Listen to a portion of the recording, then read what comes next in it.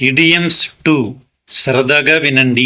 Call it A day అంటే ఇక ఈ రోజుకి పని ముగించడం లేదా ఇప్పటికీ పని ఆపేయడం అని అర్థం. ఎక్కువ సమయం పనిచేసిన తర్వాత లేదా అలసిపోయినప్పుడు ఇక చాలు, ఈ రోజుకి ఈ పని ఆపేసి రేపు చూద్దాం అని చెప్పడానికి ఈ జాతీయాన్ని ఉపయోగిస్తారు. ఆఫీసులో రోజు చివరిలో సహోద్యోగులతో పని పూర్తి చేసుకుని ఇంటికి వెళ్దాం అని చెప్పే సందర్భాల్లో let us call it A day అని సాధారణంగా ఉపయోగిస్తారు. ఉదాహరణకు, we have been working for 8 hours, let us call it A day. తెలుగులో మనం 8 గంటలుగా పనిచేస్తున్నాం, ఇక ఈ రోజుకి పని ఆపేద్దాం. క్రై ఓవర్ స్పిల్ట్ మిల్క్, తరచుగా దీనిని don't cry over spilt milk అని కూడా అంటారు. జరిగిపోయిన దానికి బాధపడడం వల్ల, తిరిగి మార్చలేని నష్టాన్ని తలుచుకుని కన్నీళ్లు పెట్టుకోవడం వల్ల ఏమీ ఉపయోగం ఉండదు అని చెప్పడానికి దీనిని వాడతారు. మన పెద్దవాళ్ళు గతం గత అంటుంటారు, దానికి సమానంగా ఇది వాడవచ్చు.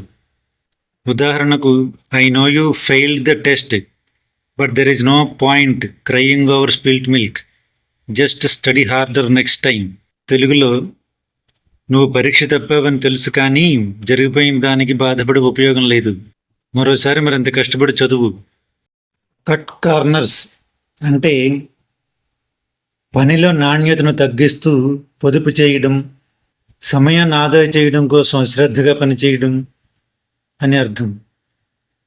నియమ నిబంధనల ప్రకారం పనిచేయకుండా సులభమైన దారిని ఎంచుకొని నాణ్యతను దెబ్బతీసే విధంగా పనిచేయడాన్ని కట్ కార్నర్స్ అంటారు.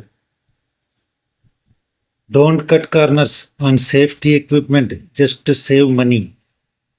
కేవలం డబ్బులు ఆదా చేయడం కోసం భద్రతా పరికరాల నాణ్యత విషయంలో రాజీ పడవద్దు. వ్యాపారం, నిర్మాణం లేదా ఏదైనా పనిలో త్వరితగతిన లేదా తక్కువ ఖర్చుతో పూర్తి చేయడానికి నాణ్యత విషయంలో రాజీ పడినప్పుడు ఈ జాతీయాన్ని వాడతారు. డెవిల్స్ అడ్వకేట్ అంటే చర్చ కోసం వ్యతిరేక వాదన చేయడం, చర్చ కోసం కావాలనే వ్యతిరేక కోణంలో మాట్లాడటం, ఒక నిర్ణయం లేదా ఆలోచనలోని లోపాలను సరిగ్గా అంచనా వేయడానికి తాను నిజంగా వ్యతిరేకి కాకపోయినా కేవలం చర్చను లోతుగా సాగించడం కోసం కావాలనే వ్యతిరేక కోణంలో మాట్లాడే వ్యక్తిని డెవిల్స్ అడ్వకేట్ అంటారు. ఆఫీస్ మీటింగుల్లో లేదా నిర్ణయాలు తీసుకునే సమయంలో అన్ని కోణాలను ఆలోచించడానికి నేను కాస్త వ్యతిరేక కోణంలో ఆలోచిస్తున్నాను అని చెప్పే సందర్భాల్లో let me play devil's advocate అని అంటారు. ఉదాహరణ, I agree with your plan but let me play devil's advocate to test it's strength. నేను నీ ప్రణాళికతో ఏకీభవిస్తున్నాను, కానీ దాని బలాబలాలను పరీక్షించడానికి కావాలనే వ్యతిరేక కోణంలో వాదిస్తున్నాను.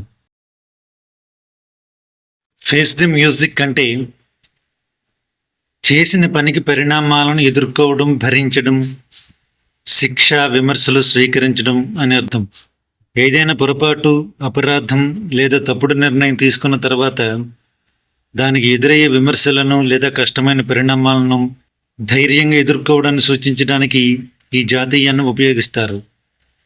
He broke the window while playing cricket and now he has to face the music. Cricket ఆడుతూ అద్దం పగలగొట్టాడు, ఇప్పుడు దానికి తగ్గ పరిణామాలను భరించాల్సిందే, శిక్ష అనుభవించాల్సిందే. Hit the nail on the head అంటే సరిగ్గా అసలు విషయాన్నే చెప్పడం, ఖచ్చితమైన కారణాన్నే చెప్పడం, లక్ష్యాన్ని సరిగ్గా గురిచూసి కొట్టడం. ఏదైనా ఒక సమస్యకు లేదా విషయానికి సంబంధించి సరైన సమాధానాన్ని లేదా అసలైన నిజాన్ని ఏమాత్రం పొరపాటు లేకుండా ఖచ్చితంగా చెప్పినప్పుడు ఈ జాతీయాన్ని ఉపయోగిస్తారు.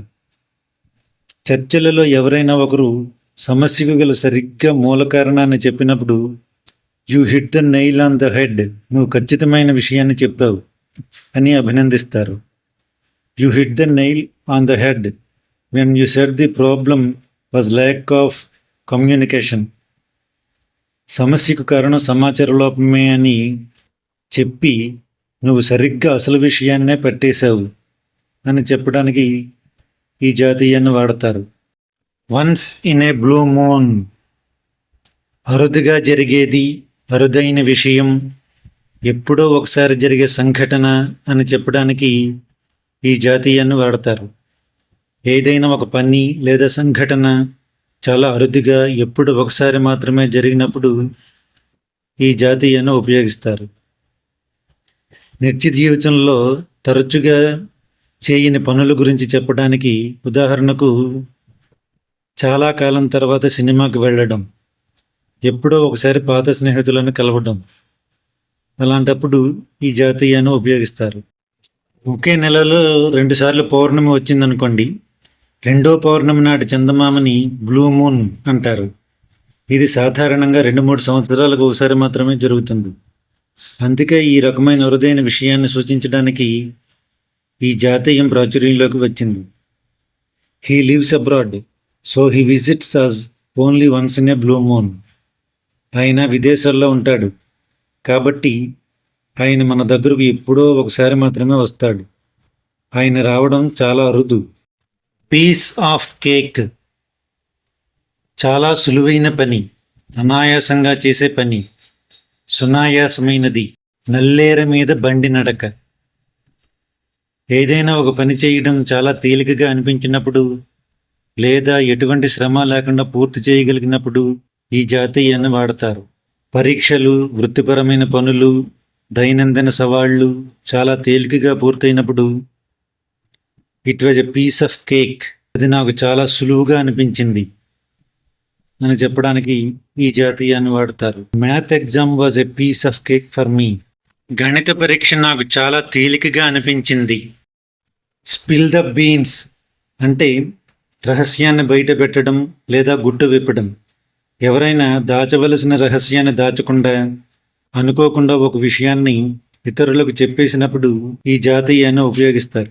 ఎవరికైనా ఆశ్చర్యం కలిగించే ప్రణాళికలు లేదా రహస్య విషయాలను ఎవరైనా ముందుగానే బయట పెట్టినప్పుడు హూ స్పిల్డ్ ద బీన్స్ అంటారు.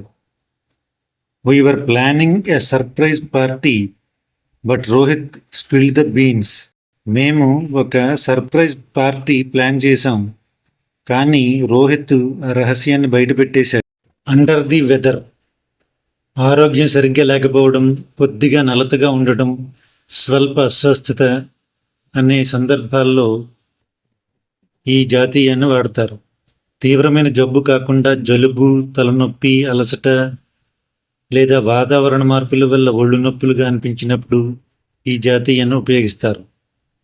సాధారణ రోజుల్లో కాస్త అనారోగ్యంగా అనిపించి ఆఫీస్కు, స్కూలుకు సెలవు పెట్టినప్పుడు, విధులకు హాజరు కాలేనప్పుడు I'm feeling a bit under the weather అని వాడతారు. I won't be able to come to work today because I'm feeling under the weather. నాకు ఈరోజు కొద్దిగా నలతగా, అస్వస్థతగా ఉంది, అందుకే కార్యాలయానికి రాలేకపోతున్నాను.